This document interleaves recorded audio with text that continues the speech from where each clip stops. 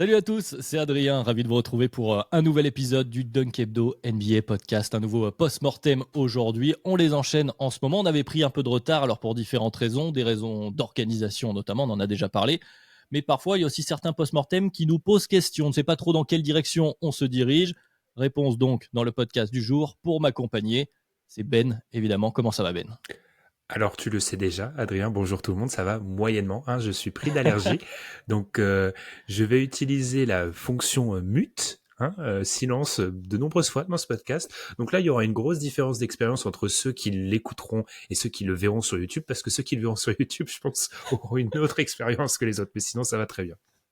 Voilà, vous savez que vous avez une plus-value, enfin ça dépend comment on veut le considérer, en tout cas il y a une plus-value potentielle si vous voulez nous rejoindre sur YouTube pour voir les mouchoirs de Ben évidemment, et vous êtes aussi les bienvenus en audio principalement sur les plateformes de podcast et puis sur les réseaux sociaux bien sûr pour échanger avec nous sur Twitter. Préparez-vous puisque Ben, je dis pas de bêtises, le DH20 peut arriver très très vite, hein. C'est ça, premier teasing. Ah, je balance des petites billes comme ça, je vérifie si tout le monde écoute. Oui, le DH20 va, pas maintenant parce qu'on veut toujours laisser un peu de distance avec la saison parce qu'on sait que, voilà, typiquement, si les Mavs venaient être champions pour avoir beaucoup de Luka Doncic sur l'effet du moment, mais cette année, pour être totalement transparent, il y a aussi la problématique JO où on ne veut pas que ce qui pourrait se passer au JO influence les votes sur certains joueurs. Donc, vous l'aurez deviné, on risque de vous faire voter, voilà, au début du mois de juillet. Voilà, voilà. Ah, vous savez tout pour le programme de l'été. Pour le moment, on est encore dans les playoffs puisque les finales démarrent la semaine prochaine, dans quelques jours, normalement, au moment de la sortie de ce post-mortem. Et on revient encore sur le premier tour aujourd'hui, puisque je n'ai toujours pas cité l'équipe du jour. On va parler d'une des déceptions de l'année. En tout cas, on va revenir à tout ce qui s'est passé. On va parler des Milwaukee Bucks, évidemment. Les Milwaukee Bucks qui ont été éliminés notamment par les Indiana Pacers au premier tour, donc 4-2. Pas de pause, bien sûr. Donc, je te propose d'enchaîner tout de suite, Ben, sur ce qui s'est passé. Les Bucks qui étaient un peu vus à la sortie de l'été comme peut-être les gagnants, d'ailleurs, de cet Mhm. été 2023, avec la fameuse signature de Damian Lillard. On se posait tous la question de comment allait-on pouvoir arrêter le pick and roll Damian Lillard, Giannis Antetokounmpo. On avait peut-être oublié un détail, c'est qu'il faut que les joueurs jouent. On n'a pas eu droit à Giannis Antetokounmpo sur cette série de playoffs. J'imagine, bon, on va peut-être pas revenir sur tous les matchs en détail. Qu'est-ce qu'on peut tirer du résultat de ces Bucks donc sortis au premier tour malheureusement? Bah, c'est une série, on a déjà fait le post-mortem hit ensemble, Adrien, je pense que c'est une série, ce Bucks Pacers où tu peux tirer encore moins de conséquences que du Celtics hit, ce qui est quand même une performance. Pourquoi? D'abord parce que c'est une série assez étrange, il y a que un match qui se joue à moins de 10, c'est le match 2. Autrement, la plupart des matchs se jouent avec des écarts assez importants, minimum 13 points. Voilà, donc il y a peu de choses à... Par exemple, le match 1, si on prend l'exemple du match 1, il est très vite dominé par les Bucks, un des rares matchs dominés par les Bucks. Ensuite, tu l'as dit, Giannis n'est pas là, Damian Lillard manque 2 matchs, ce qui fait que les points négatifs qui avaient été mis en avant par rapport aux Bucks ont été encore plus mis en avant. Donc, qu'est-ce qu'on peut en tirer? Alors, du côté des points positifs, je pense qu'il y a quand même quelques points rassurants au niveau de Damian Lillard qui fait un premier match et notamment une première mi-temps de match 1 où il en plante 35 et où tu vois le Damian Lillard que les Bucks voulaient acquérir, celui qui pas tellement celui de la saison régulière, même si je tiens à souligner qu'il y a eu des bons moments pendant la saison régulière, hein, mais ce Damian Lillard du début de match 1, c'est du pull-up difficile, c'est des pénétrations du drive quand il profitait d'un euh, pick and roll un peu défendu trop haut par les pivots des Bucks, je vais y arriver. Il a réussi à pénétrer, il a réussi à finir dans la raquette, il a réussi à alterner entre le pull-up, prise de décision. Enfin, honnêtement, c'était le Damian Lillard. Autre point positif, pour moi, c'est peut-être ce match 5 que les Bucks ont réussi à remporter malgré l'absence de Dame et de Giannis, qui était donc la première fois de l'histoire, la stat était sortie, qu'une équipe remportait un match de playoff sans avoir ses deux meilleurs scores de saison régulière, ce qui est quand même extraordinaire. Et ça a rassuré sur le niveau d'un Chris Middleton qui alors lui c'est l'anti-Giannis, il est pas là en saison régulière mais il est toujours là en playoff. Tu sais pas trop comment. Et un gros début de match de Chris Middleton. Après, sans trop faire long, côté point négatif, eh ben on a vu que c'est une équipe qui a continué à se faire ouvrir en transition. Et ça, le match-up était pas bon là-dessus parce que Indiana a pu profiter des transitions. On a vu qu'il y avait certes pas Giannis, mais il y avait une grosse problématique au niveau de la défense des ailiers. Siakam fait un chantier monstrueux sur cette série, ce qui a personne pour défendre Pascal Siakam. Et enfin, dernière chose, la profondeur qui avait été mise en avant durant les previews et le manque de qualité athlétique qui a été extrêmement voyant dans cette série. Alors, je vais tout de suite utiliser ta transition. Je n'ai pas beaucoup de choses à rajouter. Effectivement, peut-être le point positif pour boucler la boucle, c'est d'avoir revu un Damian Lillard plus proche que du Lillard qui était attendu. En tout cas, alors ce ne sera jamais probablement le Lillard de Portland des dernières années, mais en tout cas celui qui est attendu du côté de Milwaukee. Alors, il a été bien aidé aussi parce que le match-up Pacers est certes compliqué pour les défendre, mais d'un côté, ça te permet de gagner en confiance en attaque. Mais du coup, tu as effectué la transition. Comme durant tous ces post-mortem, on a plusieurs questions, 3 questions à se poser autour des Bucks. Et la première, c'est justement de cette rotation, puisque, alors, blessures mises à part, on en reparlera. A priori, on a 3 joueurs confirmés, 4 même joueurs confirmés. C'est-à-dire que tu sais que tu as Lillard, Giannis, Middleton, tu l'as cité, Brook Lopez, qui n'est plus tout jeune, et ça va poser aussi la question des rotations, comme tu l'as dit. Et il y a cette question du 5e titulaire, ce qui est pas aussi évident que ça. Et il y a beaucoup de monde qui s'en va. En tout cas, il n'y a rien de bien certain du côté de Milwaukee. Alors, Bobby Portis prend beaucoup de minutes, par exemple, mais il n'est plus sur le poste de Giannis ou de Brook Lopez, selon comment sont ajustées les rotations. C'est plutôt derrière, du côté de l'aile, avec les Pat Connaughton. Il y a eu Malik Beasley cette année. On a vu du Pat Beverley, bien sûr, mais qui est aussi free agent. Donc, la question de comment entourer les 4 zozos, j'ai envie de les appeler comme ça. Qu'est-ce qu'on fait du côté des Bucks? Comment on répond à cette question, à cette problématique?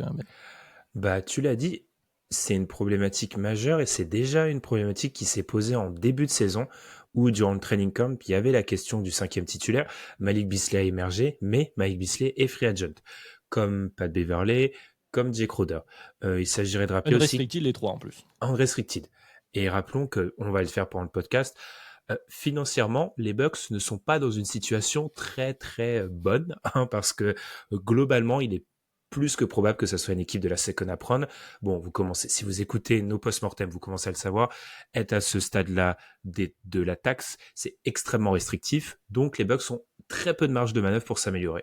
Le problème étant que ce poste de 5e titulaire, il est assez majeur parce qu'on l'a vu durant les playoffs, avec un Damian Lillard qui, je trouve, alors, le truc des Bucks, c'est que j'aime bien Giannis et j'aime bien Damian Lillard, mais je trouve que Damian Lillard a trop souvent été critiqué dans sa capacité à défendre. Ce n'est pas un bon défenseur, c'est un défenseur en dessous de la moyenne.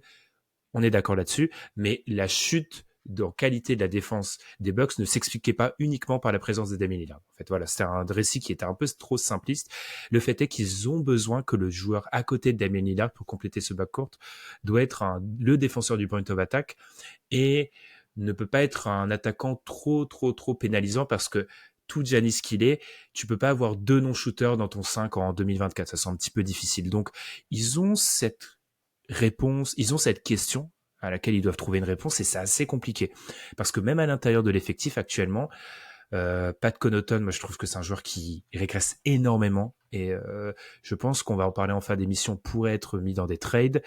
Pour ce qui est des jeunes, ça sera un autre sujet, mais Marjon Beauchamp, Andre Jackson et Jay Green, je pense pas que dans leur profil, ils sont encore prêts. Peut-être, limite, le profil qui aurait le plus de sens, ce serait peut-être celui d'AJ Green, qui a été beaucoup responsabilisé. Moi, je n'y crois pas encore, notamment sur l'aspect défensif, pour qu'il soit titulaire. Donc, bah voilà, t'es face à une équipe qui se veut être candidate au titre, mais à qui il manque un titulaire, ce qui est quand même, tu l'avoueras, Adrien, un poil embêtant. Ah, c'est sûr que c'est embêtant. Après, comme tu l'as dit, on ne peut pas tout incomber à Damian Lillard. Il y a une vraie problématique défensive dans leur système par rapport au profil des Bucks qu'on a connus précédemment. Donc j'ai envie de dire avant Griffin puis Doc Rivers cette année. C'est vrai qu'on a eu aussi ce changement de coach. Le profil des tirs, c'est ça que je trouve intéressant, des tirs subis par les Bucks est toujours le même. C'est-à-dire qu'à peu près la distribution de tirs, que ce soit au cercle, à mi-distance ou à 3 points, est la même que précédemment. Sauf que la réussite des adversaires est beaucoup plus importante à mi-distance cette année. Et pourquoi ça? Et tu l'as bien mis en avant, parce que tu n'as plus de défenseur sur le porteur de balle, parce que Lillard n'est pas très bon, et tu n'as personne à mettre. Alors on a essayé Pat Beverley, mais bon, Pat Beverley en 2024, on est peut-être un peu daté, on n'a plus cette grande capacité de jouer au leader, donc tu te fais déborder sur le premier pic, et forcément ça ouvre le mi-distance, et on a beau dire ce qu'on veut, certains préfèrent extrapoler au niveau des statistiques. En tout cas, les joueurs NBA sont très très bons dans la mi-distance, ils sont à confort, notamment les porteurs de balles principaux. Et donc tu t'es fait artiller à ce moment-là, et donc le profil de l'équipe des Bucks, c'est totalement inversé. On est passé d'une excellente défense, attaque moyenne, à l'inverse, à une bonne attaque sur demi-terrain notamment. C'est peut-être aussi d'ailleurs une des réussites, c'est avec Damian Lillard, c'est devenu plutôt une très bonne équipe d'attaque sur demi-terrain. Mais par contre, ta défense s'est fait exploser. Donc la question de ce 5e joueur, effectivement, est assez important. Et le problème, c'est que tu as commencé à l'évoquer, c'est qu'à la fois la marge de manœuvre n'est pas très importante, et à la fois, du coup, eh bien, les cibles ne se bousculent pas non plus. C'est difficile de commencer à dégager des noms. Alors, on en plaisantait tous les deux juste avant de prendre l'antenne. Si vous suivez, vous cherchez des articles autour des Bucks, on voit des noms comme un Alex Caruso. Et vous savez très bien ici que je vais pas vous dire qu'Alex Caruso est un mauvais joueur de basket, mais tu n'as pas les assets pour t'offrir un Alex Caruso. Donc, ça va être compliqué de trouver quelqu'un comme ça. Et alors, effectivement, on se dirige peut-être plus sur une prolongation de Malik Beasley dans un premier temps, je ne sais pas. Quelle porte de sortie existe? Le problème de Mike Beasley, c'est qu'ils peuvent pas lui offrir beaucoup, et que de l'autre, pour ce qui est des pics, ils en ont déjà envoyé, donc ils sont extrêmement limités. Et par exemple, un package autour de certains de leurs pics de cette année, ils ont un pic 23, ils ont un pic 33.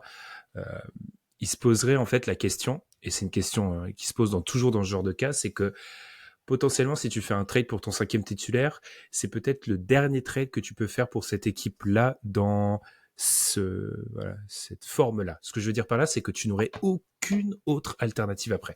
Et est-ce que tu veux vraiment être dans une position où tu n'as aucune autre alternative pour un joueur qui ne sera même pas du calibre d'Alex Caruso? Parce que pour moi, le fantasme Alex Caruso, qu'est-ce que j'ai vu d'autre passer?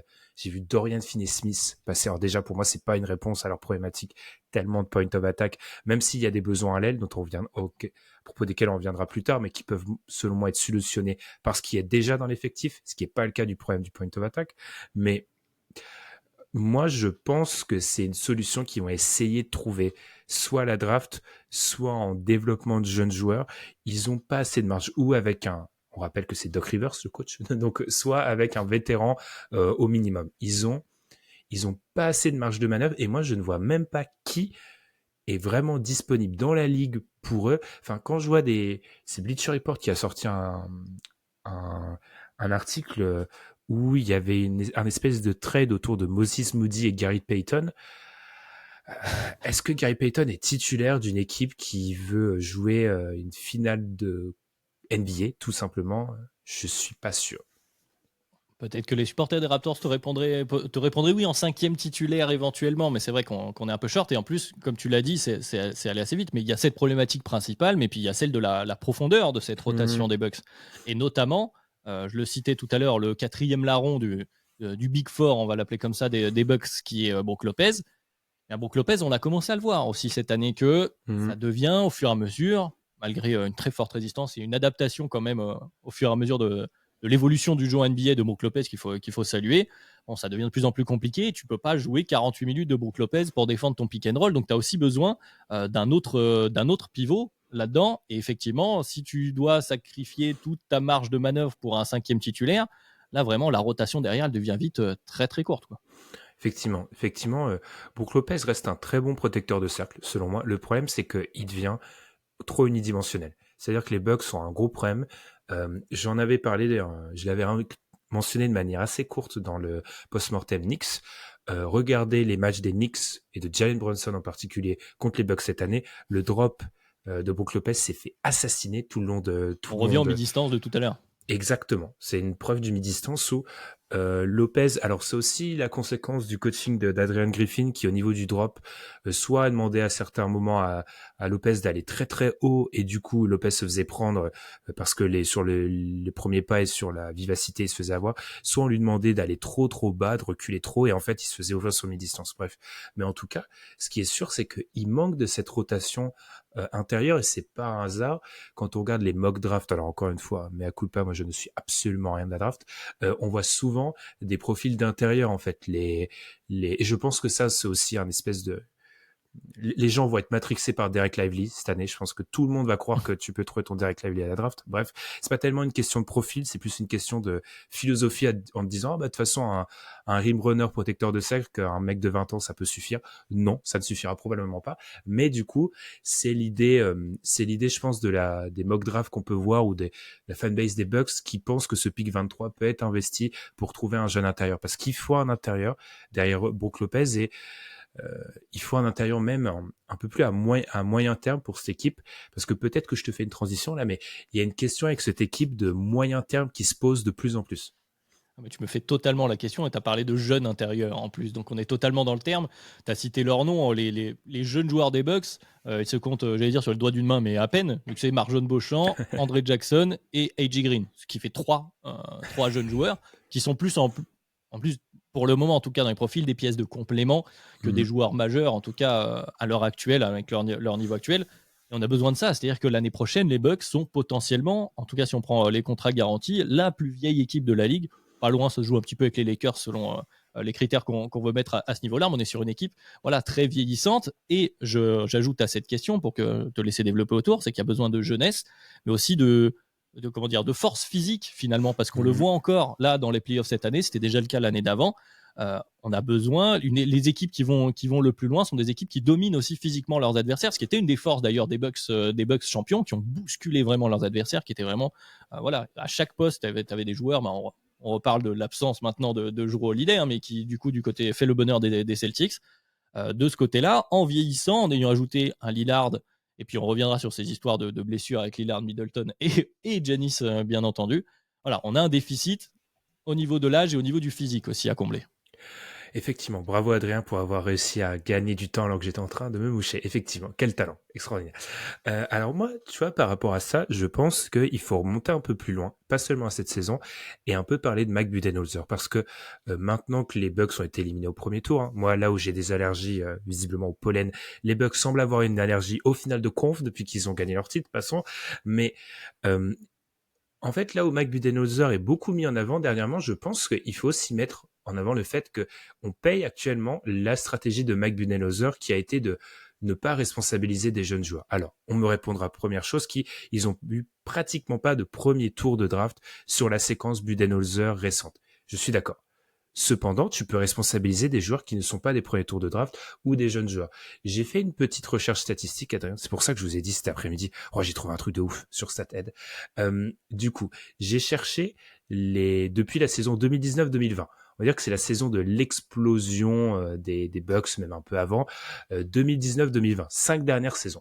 J'ai recherché dans toutes les équipes NBA les séquences où il y avait un joueur dans ses 4 premières années, dont le contrat rookie d'un premier tour de draft, passons, un joueur qui avait fait une saison à plus de 1000 minutes, un joueur qui était dans sa saison rookie ou qui avait jusqu'à sa 4e saison, tu vois, d'expérience. Donc je ne sais pas si c'est clair. Voilà, 1000 minutes jouées dans ses 4 premières années. C'est un classement où, sans surprise, OKC a 20 représentants. Voilà, ça veut dire que sur les 5 dernières années, ils ont eu 20 joueurs différents qui ont fait une saison à 1000 minutes. Il y a 21 équipes qui sont à plus de 10 joueurs qui rentrent dans cette catégorie. Les Lakers sont 29e avec 6 joueurs. Les Bucks sont derniers avec 5. Les 5 qui sont Grayson Allen, Thanasis Antetokounmpo, donc bon, voilà, Marjon Beauchamp, Dante DiVincenzo et Jordan Nwora. On comptera que 2 d'entre eux sont devenus des role-players intéressants pour les Bucks. Grayson Allen, Dante DiVincenzo. Thanasis est beaucoup critiqué sur Internet, mais n'est pas un joueur de rotation fiable en playoff. Jordan Nwora non plus, et Marjon Beauchamp, on attend. Donc, il y a un grand déficit en termes pour une équipe qui a beaucoup investi sur des joueurs vieux, les Bucks auraient dû produire plus de role-players du cru. Ils n'ont pas su le faire, et maintenant, c'est là où je veux mettre un peu de crédit sur Adrian Griffin. Adrian Griffin a essayé de le faire cette année, en responsabilisant A.J. Green, en responsabilisant Marjon Beauchamp, en responsabilisant André Jackson. Bon, Doc est arrivé, il a déresponsabilisé tout le monde comme Doc l'a fait pour donner des minutes à Pat Bev et Danilo Gallinari. Il n'empêche, vu leur situation salariale, l'année prochaine, les Bucks sont obligés. Parce que si tu prends la rotation telle qu'elle, actuellement, tu as Damian Lillard, Chris Middleton, Giannis, Brook Lopez, Bobby Portis, Pat Connaughton. Tu as 6 joueurs. Tu es obligé, même si tu draftes, même si tu trouves un trade, tu es obligé de responsabiliser à minima 2 des joueurs que j'ai cités, Marjon Beauchamp, André Jackson et Jay Green. Donc, c'est la suite des Bucks, c'est qu'ils doivent réussir à construire des role-players de playoff en un an, tout simplement. Et en plus, je me faisais la réflexion quand tu nous faisais ta jolie ligne avec la recherche des joueurs. C'est-à-dire qu'il n'y a plus aucun de ces joueurs en plus qui contribue du côté des Bucks. Et même, bon, si on veut compter Thanasis, il fait partie des free agents de l'été. Bon, ils trouveront peut-être un arrangement avec la famille Antetokounmpo, mais ça, c'est un autre sujet. En tout cas, c'est pas le plus important. Mais c'est vrai que ces joueurs-là, ils s'en sont peut-être sur certains servis de levier pour faire des trades, mais on est arrivé au point où justement tu es peut-être au bout de cette logique, sachant qu'en plus, donc il y a eu un all-in l'été dernier, on a déjà parlé en long, en large et en travers, pour récupérer Damian Lillard, et pour clore cette question-là, on a perdu un an au final. Alors, c'est toujours dur de parler de perte d'une saison, mais comme tu l'as dit, on n'a pas responsabilisé tant que ça les jeunes dans la deuxième partie de saison avec Doc Rivers. On n'a pas pu non plus très bien voir l'association Lillard-Giannis-Middleton pour cause de blessures. Ça fera aussi la transition avec la troisième question. Bon, finalement, cette année, comme tu le dis, on peut faire le bilan de ce choix stratégique de la part des Bucks. On est quand même sur un échec.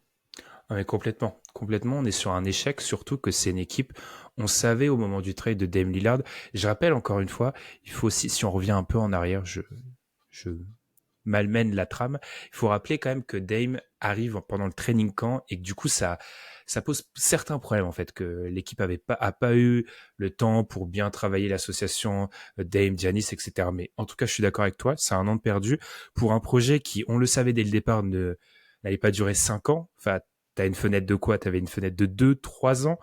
En voyant Brook Lopez jouer cette année, en voyant Chris Middleton qui continue à avoir des pépins en saison régulière, et en voyant Dame qui fait de bons playoffs, mais qui reste un joueur qui a pris un petit coup, je pense, sur certains aspects, même s'il il affirme avoir joué blessé. Leur fenêtre semble ouverte, je pense, toujours selon moi l'année prochaine, mais sur une fenêtre de 2 ans, t'en as perdu une là maintenant. Parce que clairement, j'ai du mal à les voir encore favoris dans 2 ans. Donc t'as perdu une année. Et ce qui m'inquiète un peu, c'est que sur les conséquences qui doivent être tirées des 2 dernières campagnes de playoffs, tu l'as déjà dit, les Bucks sont dans le faux. Il manque de qualité athlétique. La profondeur est douteuse.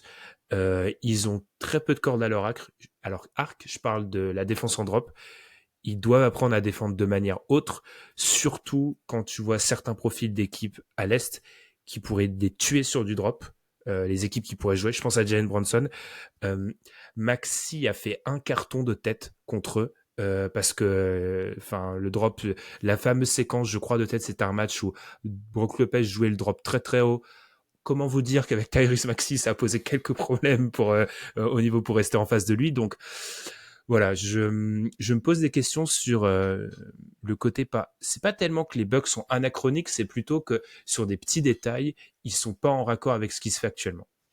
Ouais, et pour ajouter à ce que tu dis, c'est-à-dire que tu as cité les grosses équipes de l'Est, mais globalement, dans la NBA de 2024, la plupart des initiateurs primaires, les guards qui initient les attaques, font leur gamme sur les défenses en drop, justement. On est arrivé au point où la défense en drop avait pris un peu le pas, et puis là, c'est l'attaque qui reprend le pas. Il y a toujours un espèce de jeu comme ça dans l'histoire de la NBA. Là, actuellement, il y a peu d'équipes, parce que même si on descend les équipes éliminées au play-in, que ce soit Chicago avec Derrick White, Atlanta avec Trae Young, genre ça va très très vite, et même en dessous les Charlotte Hornets ou les Detroit Pistons, tu as des joueurs particulièrement aptes à attaquer un drop, donc c'est vrai que tu as envie d'avoir plus de variété dans ta défense.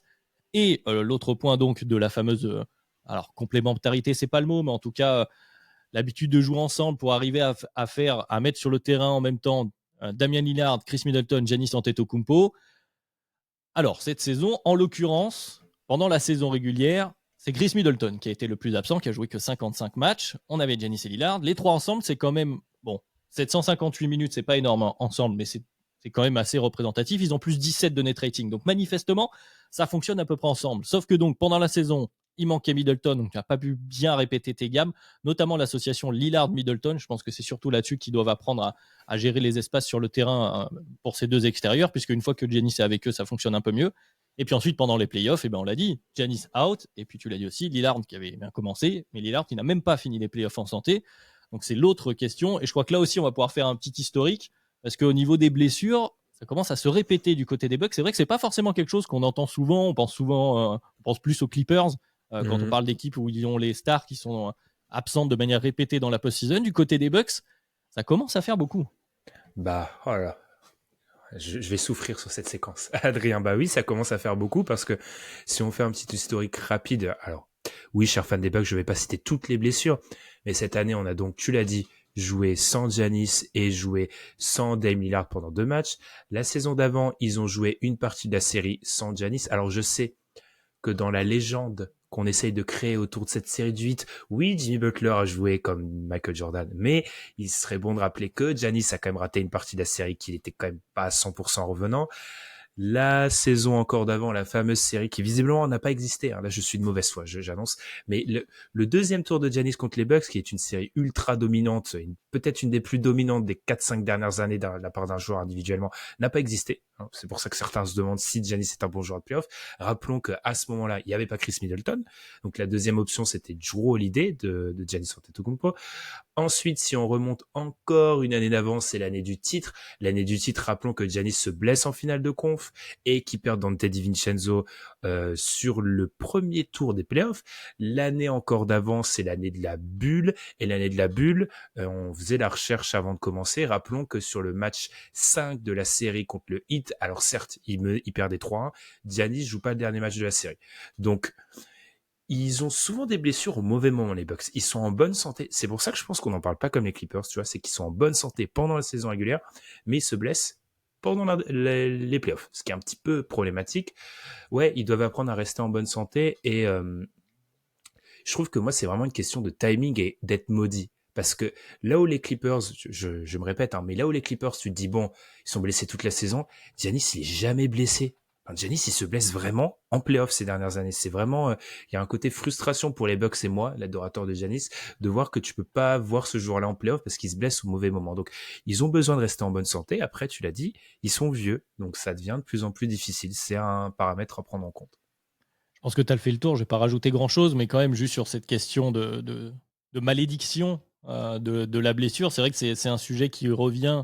Donc là, on en parle pour les Bucks, mais qui va revenir aussi quand on va parler du DH20. Ça arrivait plus.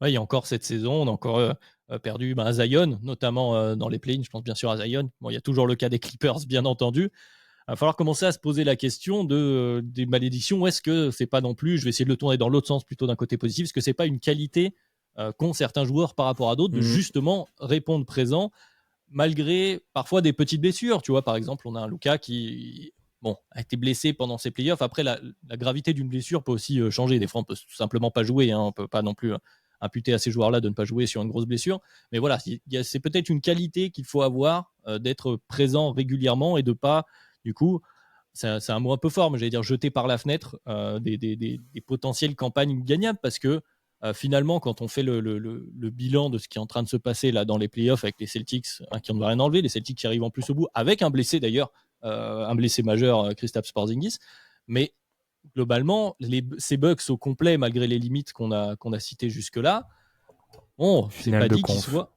Voilà. Finale de conf, minimum. Finale de conf. Minimum. Je suis désolé, je maintiens ma take. Minimum. Oui, voilà. Donc les Bucks, en tout cas, ils discutent avec le top de leur conférence. Donc effectivement, c'est quand même un autre point qui, on l'espère, va être réglé pour l'année prochaine. Parce qu'effectivement, il n'y a plus y avoir beaucoup de billes de ces Bucks-là, de cette forme des Bucks avec Damien Lillard. On espère quand même pouvoir avoir la chance de les voir en pleine forme, on va dire, au moins l'année prochaine. Et ça nous laisse, puisqu'en plus on arrive à peu près à demi-heure de podcast, c'est parfait, ça nous laisse le fameux dossier sous-coté, et on n'a pas cité son nom jusque-là. T'as vu le talent. Plus ou moins volontairement, mais on n'a pas cité jusque-là. Et c'est quand même un joueur, alors majeur c'est peut-être un grand nom, mais en tout cas c'est un joueur qui joue beaucoup du côté des Bucks. C'est un des premiers à rentrer sur le terrain à chaque fois. C'est Bobby Portis. Et la question autour de Bobby Portis, qui est peut-être la pièce tradable, parce que comme tu l'as dit, comme on sera probablement, parce que rien qu'avec les contrats actuels, ils sont déjà au-dessus de la première épreuve. Il suffit d'une prolongation ici et là, et on va passer au-dessus. Signature des rookies. Voilà, signature des rookies, prolongation soit de Portis, de Pat Connaughton aussi potentiellement à cette intersaison pour passer au-dessus. Donc le fameux contrat de Bobby Portis peut faire partie des très rares pièces échangeables, puisqu'il a actuellement un contrat autour des 13 millions de dollars. Et donc question, quid de Bobby Portis, Ben? Prolongation, parce qu'il a quand même une importance dans cette rotation. On parlait de rotation intérieure, même s'il ne correspond pas au profil qu'on a établi du pivot de défense de pick and roll, mais quand même un joueur qui a son importance. Donc est-ce qu'on le garde? Est-ce que Bobby Portis est une pièce échangeable? Qu'est-ce qu'on peut trouver contre Bobby Portis? C'est donc la grande problématique. C'est vrai que alors Tom parle souvent de cette idée de contrat échangeable, d'avoir des contrats entre ceux de tes rookies ou de tes minimums et ceux de tes superstars ou joueurs majeurs. Et quand on regarde l'architecture des contrats du côté des Bucks, on a Giannis Dame et Middleton qui sont très très hauts et qui ne semblent pas échangeables en l'état parce que ce sont tes 3 meilleurs joueurs. Brook Lopez qui certes a vieilli mais reste un excellent joueur et ne peut pas être tradé parce qu'en fait tu ne récupérerais pas un joueur.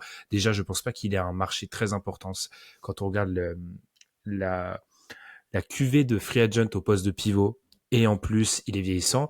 Et ensuite, tu as tous les contrats des Marjon Beauchamp, André Jackson, etc. Donc, tu as 2 contrats qui semblent échangeables.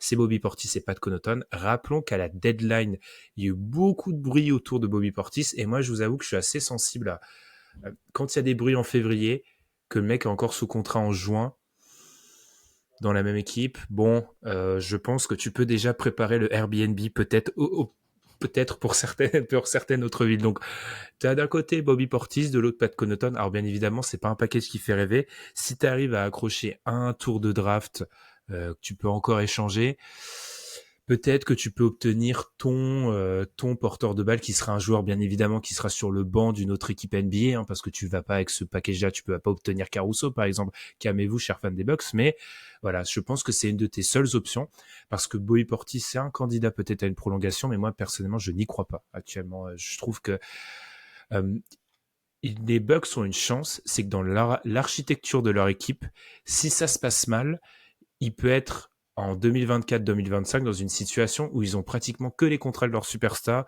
et que les contrats de leurs jeunes joueurs. Je les vois mal se mettre sur plusieurs années encore avec un contrat d'un joueur qu'on qualifiera de complément, Bobby Portis. Donc pour moi, c'est un clair candidat à un trade avec Pat Connaughton. Oui, sachant en plus qu'il a un trade kicker, si je dis pas de bêtises, Bobby Portis, donc il y a un peu d'argent à lancer si jamais tu dois le trade, ce qui est pas beaucoup. Mais c'est vrai que, comme l'autre nom que tu as cité, c'est Brook Lopez. Alors tu disais qu'il n'y a peut-être pas de marché autour de Brook Lopez, je suis jamais sûr, parce que c'est vrai que ça reste le nom, c'est la fameuse arlésienne à chaque fois qu'on parle des équipes. Alors de quoi ils auraient besoin à l'intérieur? Ah bah de Brook Lopez pour défendre le pick and roll, pour défendre le cercle et pour mettre des tirs. Bon, comme tu l'as dit, ça va enfin, ce n'est pas forcément de mieux en mieux, notamment avec l'âge, hein, mais aussi Brook Lopez est un contrat expirant. Donc effectivement, peut-être que en prévision de dans 2 ans, avec l'idée de garder, tu as Lillard, Giannis qui seront sous contrat, et tu auras Middleton, ça sera un autre cas réglé. Que tu vois, oh pardon, je te coupe. T'as une player option pour Middleton, t'as une player option pour Bobby Portis, t'as une player option pour Pat Connaughton, et après t'as personne sauf tes contrats rookies. Donc en fait, ça te fait une mini porte de sortie. En tout cas, une porte de retooling pour une dernière danse, parce que à ce moment-là aussi, tu auras un Lillard et Giannis. Normalement, ça devrait encore aller, mais il faut toujours se méfier, notamment si les blessures viennent à se répéter. En tout cas, tu seras peut-être sur une dernière danse, mais c'est vrai que tu auras une marge de manœuvre, en tout cas, pour essayer une nouvelle forme de joueur de complément, peut-être une autre façon de jouer autour de ces 2 stars-là. Donc là, ce serait plus utilisé. Moi, je suis un peu comme toi, hein, je pense que c'est le moment où il faut utiliser, même si on a vu que potentiellement, quand tout le monde était en forme, tu étais correct, et que peut-être tu pourrais faire les finales de conf, comme on disait à l'Est. Par contre, tu mets les équipes de l'Ouest en face, ça devient tout de suite un peu plus compliqué.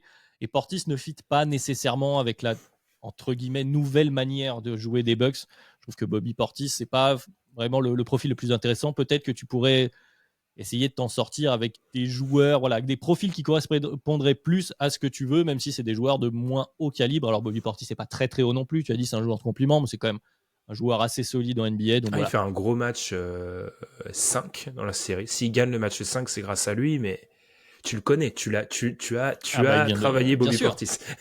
Bien sûr, et je salue évidemment Nikola Mirotic dans le process. Non, mais c'est vrai que c'est un joueur particulier. Après, c'est un joueur hype aussi, Bobby Portis. C'est un joueur qu'on aime bien. Alors, je sais pas trop ce qu'ils en pensent du côté de la fanbase des Bucks, mais c'est un joueur qu'on aime bien avoir. C'est un joueur qui mouille le maillot, etc. Bon, après, là, on en est sur des problématiques de pragmatisme. Et c'est vrai que là, je te rejoins. Je vais pas continuer à boucler autour de tout ça, mais a priori, le choix le plus évident semble être celui d'essayer de trouver une porte de sortie. Après, comme d'habitude, c'est-à-dire que oui, tu peux avoir la volonté de trade Bobby Portis, ton pack Portis Connaughton et un pic de draft avec un peu de chance, soit 2024, soit 2031, je crois, ensuite, qui peuvent trade. Donc on est dans un très très lointain futur. Faut-il encore qu'en face, il y ait des gens qui ont la volonté de récupérer ça? Pour quelles raisons? Et c'est vrai que dans les profils que tu pourrais trouver cet été, bon, il n'y a pas full, c'est pas très enthousiasmant. Je suis pas sûr qu'il y ait beaucoup d'équipes qui ont envie de se positionner, quoi. Pas beaucoup. Il y avait la rumeur, alors est-ce qu'elle était vraie à la trade deadline qu'ils avaient discuté de ce package-là pour Bruce Brown. Tu vois, Bruce Brown, alors ça dépend duquel t'auras, mais si t'as celui de Denver, c'est un profil c'est un profil qui aurait du sens par rapport, parce qu'on n'a même pas parlé de ça dans le post-mortem, mais il y a une problématique. Brook Lopez est encore un très bon protecteur de sac, mais il y a un gros problème athlétique et de rebond parfois. Ça va parfois un peu mieux, mais il y a un problème de prise de rebond des Bucks qui est tellement visible quand Giannis n'est pas sur le terrain, et ça a été le cas durant les playoffs. Et c'est ça dont ils auraient besoin. Donc, je reviens sur Bruce Brown. Bruce Brown serait peut-être une solution. Après, moi, ce qui me désole un peu dans ces Bucks, c'est que c'est pour ça que j'essaye de défendre Adrian Griffin parfois, c'est que je comprends la vision. La vision, c'est qu'il a voulu aussi responsabiliser les jeunes parce qu'il savait qu'à année 2, il aurait besoin de role-players qui n'étaient pas dans l'effectif à année 1. J'en viens à casser mes lunettes. Qui n'étaient pas dans l'effectif à année 1. Par contre, le truc, selon moi, avec ce qui a été fait et l'arrivée de Doc, c'est qu'on a déresponsabilisé les jeunes et que du coup, je vois mal AJ Green, Marjon Beauchamp ou André Jackson devenir des joueurs de playoff maintenant. Donc ils sont dans une solution et ils doivent trouver des joueurs de playoff de manière assez rapide et j'ai peur que ça les amène à faire des trades de manière totalement désespérée pour acquérir ces joueurs, n'avoir aucune marge de manœuvre et avoir un projet qui soit pas plus avancé dans un an, quoi. Oui, bah ça, après sur la défense de Griffin, je pense que c'était aussi ça l'idée avec le recrutement de Doc Rivers, c'est qu'ils se sont dit, on l'a manifestement, les tests de début de saison de Griffin avec une vision sur 2 ans étaient peut-être d'ailleurs plus raisonnables, mais ils ont voulu aussi se presser en se disant, bon bah tant pis, on prend Doc, sachant qu'à ce moment-là, tu vas récupérer Chris Middleton et tu es encore confiant du fait d'avoir Lillard Giannis, même si Lillard n'est pas super bien dans sa saison, et c'est l'idée de voir le très court terme et de... Alors, je ne sais pas si c'est une bonne idée sur le très court terme, mais j'en connais certains chez Dunk Hebdo qui diraient qu'évidemment que non, mais de récupérer Doc Rivers pour faire une campagne de playoff. Mais je pense que l'idée était là. Ils se sont dit, bon, bah, on maximise le haut de notre rotation, un peu comme ce qui peut être reproché à un Tom Thibodeau du côté des Knicks, ce genre de choses. On maximise le haut de la rotation, et puis tant pis pour le projet moyen terme. Bon, les blessures ont totalement sacrifié ce plan-là, en tout cas cette première partie de ce plan-là. Bon, on ne reste plus que... Finalement, il reste une saison pour corriger et puis on fait l'état des lieux l'été prochain. C'est ça la conclusion de ce podcast, Ben. Je pense. En fait, quand tu as une équipe top heavy et que les joueurs sont pas là, ça pose problème. En fait, c'est un peu le problème de la stratégie. Dit Mais comme moi, ça, c'est évident. je maintiens contre tout le monde, peut-être à Dunk Hebdo, cette équipe-là. Quand on fera le podcast Fenêtre de titre, d'ailleurs tout le monde le titre, je sais pas qui sera dedans au final, mais quand on fera le podcast Fenêtre de titre, moi ils seront dans le tier 1 parce que les séquences où il y a Giannis, Middleton et Lillard, ils sont élites. Il y a des victoires très très impressionnantes à domicile contre pratiquement tous les cadors, je l'avais dit dans la preview. Ils ont battu toutes les grosses équipes de la NBA cette saison à domicile et il y a ils auraient dû juste et réussir et ils payent. C'est pour ça que j'ai voulu faire cette recherche statistique.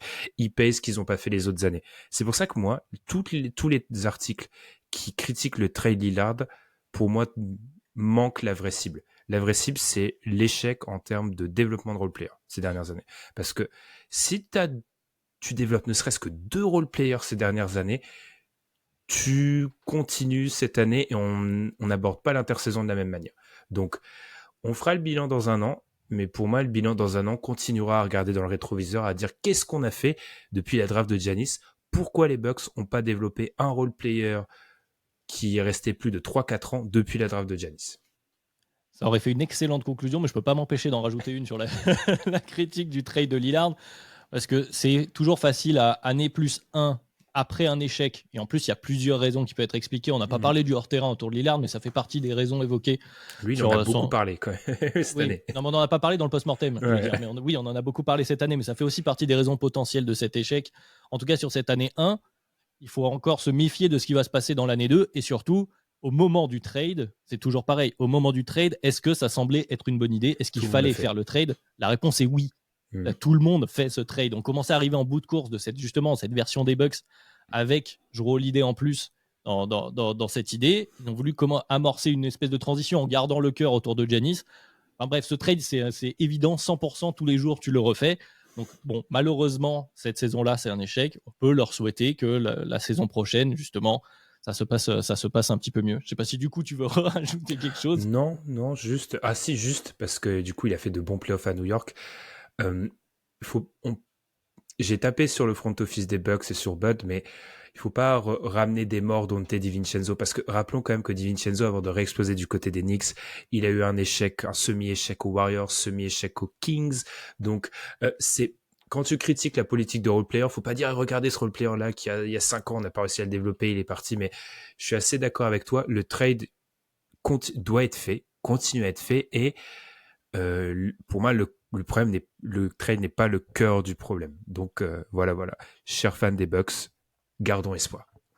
Ouais, je vais même en plus en rajouter là-dessus sur l'espoir. C'est vrai que ce que tu dis sur les role-players, et c'est un peu ce qu'on peut sortir de ces playoffs, je pense qu'on y reviendra, c'est que les joueurs NBA, les talents NBA ici et là, parfois, dans certaines situations ne fonctionnent pas, dans d'autres se mettent à fonctionner très très bien pour différentes raisons.